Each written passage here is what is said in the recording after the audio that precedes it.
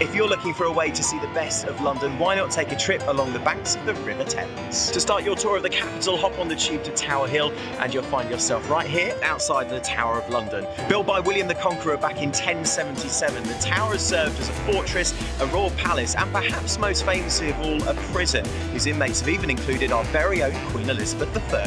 Sitting right next door is of course one of London's most famous landmarks, Tower Bridge. It was designed through a competition and the winning entry was completed all the way back in 1894. It was originally actually painted a chocolate brown colour, but then repainted the current red, white and blue ahead of the Queen's Silver Jubilee.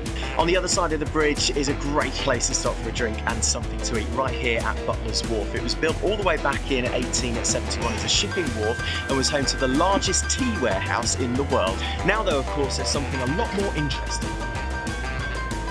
Along the south side of the river, you'll find a borough market, the fashionistas' food hangout. Thought to have been a market here in some form or another since Roman times, and it sits right next to Southwark Cathedral, London's first Gothic church. A little bit further along the road, you'll see this old boat tucked around the corner. This is an exact replica of Sir Francis Drake's Golden Hind. It was built back in the 70s, and much like its original, it's circumnavigated the globe.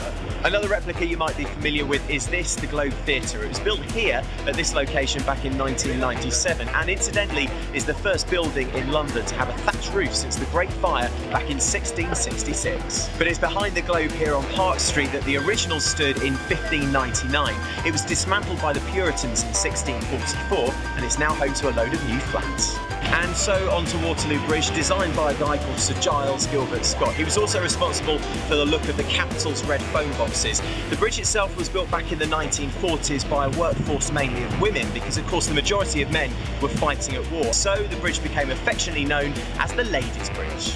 To another pit stop here on the Southbank at the Royal Festival Hall, but shh, this one is a secret. Take the lift up to the 5th floor of this Grade 1 listed post-war building to find a little-known roof terrace. Once you're here, you can enjoy a quiet drink and, of course, an amazing view of the London skyline. After you're refreshed, it's onwards past one of London's newest landmarks, of course the London Eye, then over the Swiss-designed Westminster Bridge, say hello to the Big Ben Bell, and then jump back on the tube at Westminster Station. There are loads more great attractions to take in along one of the most famous rivers in the world, and you know what, when the sun's shining like it is today, it's perfect for a cheap day out.